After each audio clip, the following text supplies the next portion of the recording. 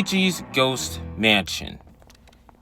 The player in the gamepad controls the ghost, while the other players control the Ghostbusters. The objective of the Ghostbusters is to drain the ghost's health. The objective of the ghost is to kill the players. That's about it, but out of all the competitive attractions, this one is my least favorite. It's just so boring. That's all I really had to say. I mean, there are some really cool exceptions, like the gamepad player having the ability to see the entire map while being completely invisible to the other players, like the Ghostbusters, except for the occasional lightning strikes that actually light up certain pathways so the ghost can actually be visible. Other than that, the ghost can actually KO any player, even without the lightning strikes. And the ability to actually revive another player takes a really long time. By the time your health is actually, rejuvenated, the ghost gets you. So yeah, overall, not a very fun attraction. Yoshi's Fruit Cart. The objective is to draw a trail with your stylus to the fruit and reach the exit.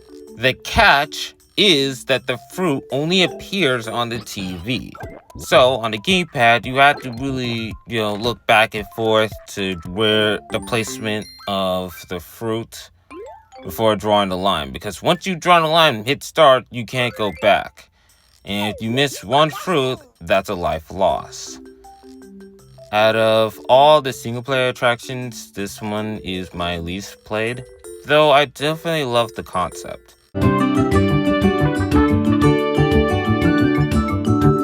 Donkey Kong's Crash Course. The objective is to go through the obstacle course by tilting your gamepad left and right.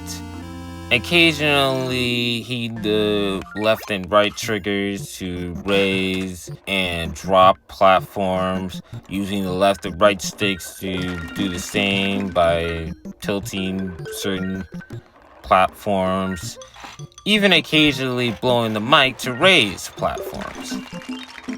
And yeah, that's about it.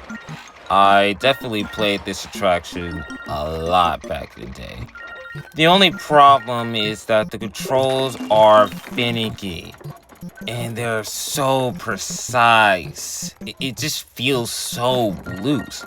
And your carts feel so fragile that even a tap on the wall can easily kill you. Luckily, if you collect a lot of bananas, I think like 100, you get a 1-up.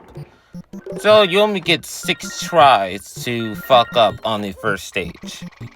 And the second stage was so hard I died. Though I'm not going to show that footage. Overall, fun attraction, just really bad controls.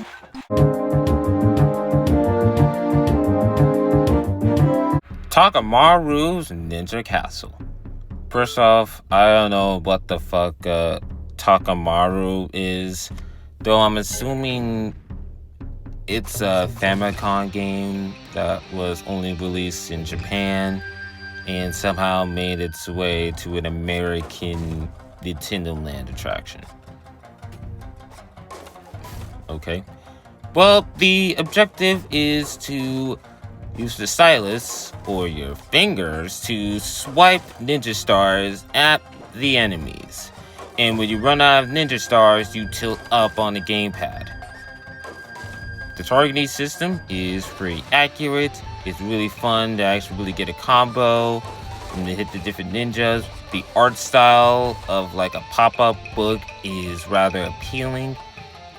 And yeah, the music's actually pretty intense. I definitely love the music. I used to hate this attraction back in the day, but now it's kind of grown on me.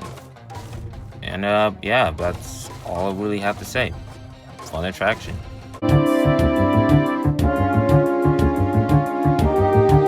The Legend of Zelda Battle Quest. I'm only talking about the swordsman portion because that's the only thing I recorded. Take Wii Sports Resort's Swordplay Showdown and make it into a even more fleshed out game with somehow less stages than the original. The only difference is that you can actually change targets by pressing the A button, as you've seen on screen, which, in my opinion, is an upgrade. Overall, same game, and if you really love Swordplay Showdown, you're gonna really love the Swordsman portion of Battle Quest.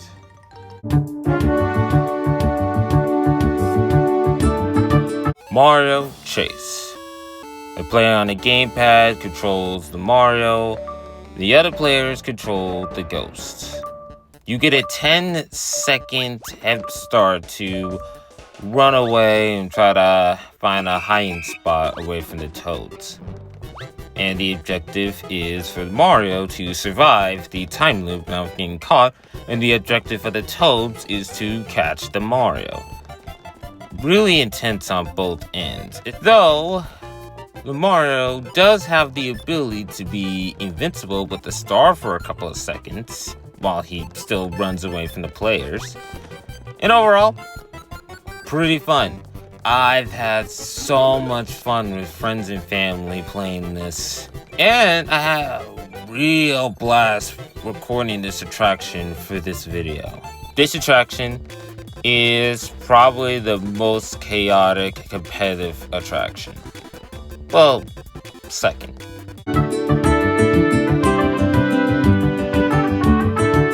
Pikmin Adventures. Olimar is controlled by the gamepad player while the other players control the movable Pikmin. And the objective is to get to the ship at the end.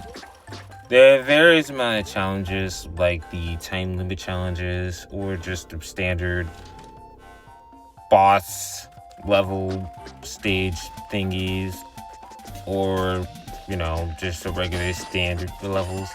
I would recommend playing with actual people because whether the CPU is controlling Olimar or the Pikmin, they are completely useless.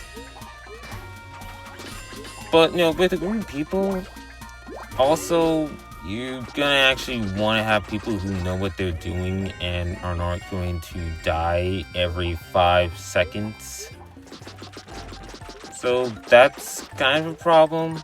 Just, skill issue on the player's end and your end, and the CPU not knowing what the fuck they're doing. But overall, all I gotta say is this is my most played attraction, and for good reason. I love all the levels. Well, most of the levels. And I definitely love the creativity. It definitely captures that Pikmin vibe.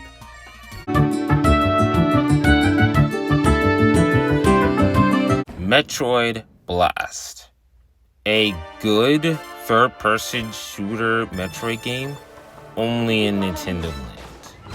Well, I'm only going to be talking about the Samus gameplay portion instead of the gunship. But it's pretty much the same objective. Shoot the enemies with the invisible target, which is a power button. Yeah. These things look like toys. Like the entire aesthetic is like this big toy like imagination type shit. Man, I'm all for it. Once again, just like Pikmin Adventures, you go through level by level, going through all the objectives, as in just shoot this enemy, kill this boss, and, defeat the waves, and without a time limit, except for when you're collecting coins, and that requires a time limit. But other than that, you can actually take as much time as possible to kill these enemies. Just don't take too long. Then, it's a skill issue. Overall, I definitely had a blast with this attraction. No pun intended.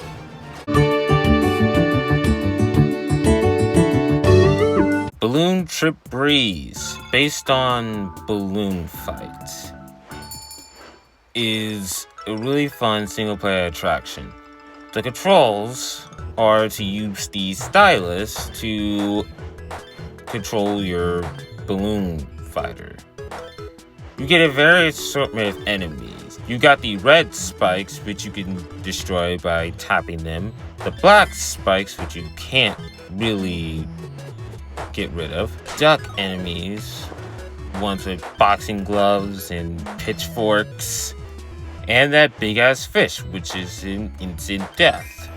Only if you're in the sea for way too long. The best things about this attraction are the controls. They're fluent. It's responsive, and it's not as finicky as Crash Course. And I do like the transitions between day, afternoon, evening, and night. They kind of add to the charm of this attraction.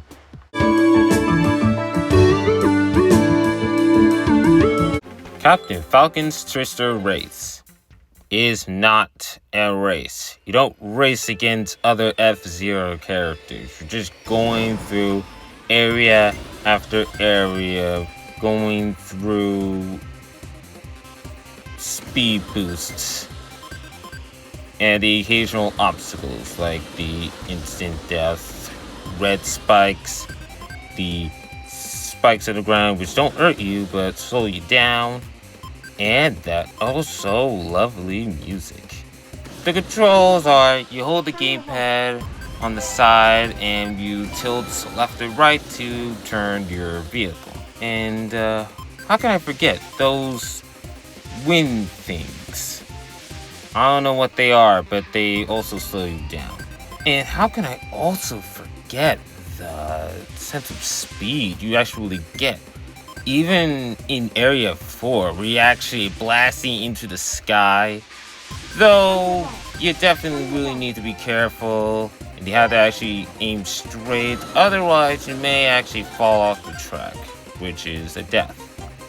And you have to start the attraction all over again. I love all of these areas, even the extra stage, which I suck at. And that's it. Simple controls and really good music combined to make a very underrated attraction.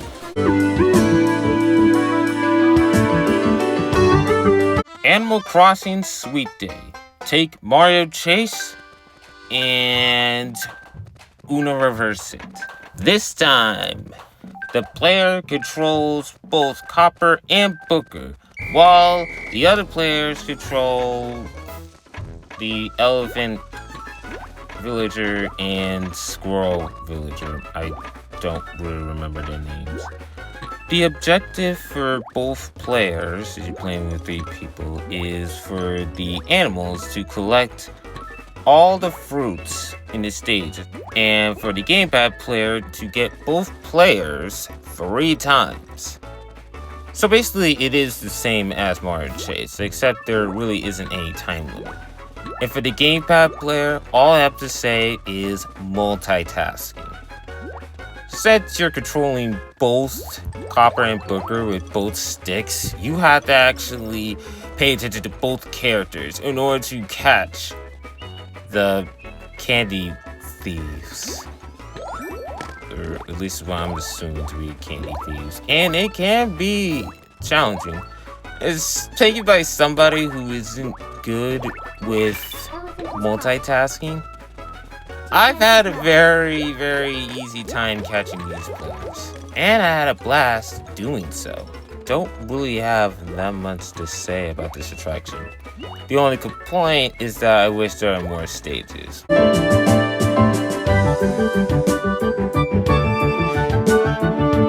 Octopus Dance. The objective is to copy the same moves as the scuba diver. I don't know how this attraction has anything to do with Game & Watch, but I'm not really complaining. Use the sticks to move either up, to the sides, down, both to one side, both to the other, both up, both down, one down, and tilt the gamepad to the right, tilt the gamepad to the left, and flick the gamepad to jump. I find myself playing this attraction a lot, mainly due to the music.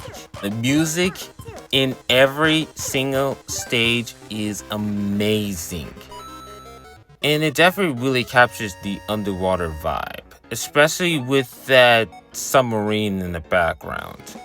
But yeah, this attraction is just incredibly underrated and even overhated to the extent. I don't really find it boring. I find it pretty entertaining.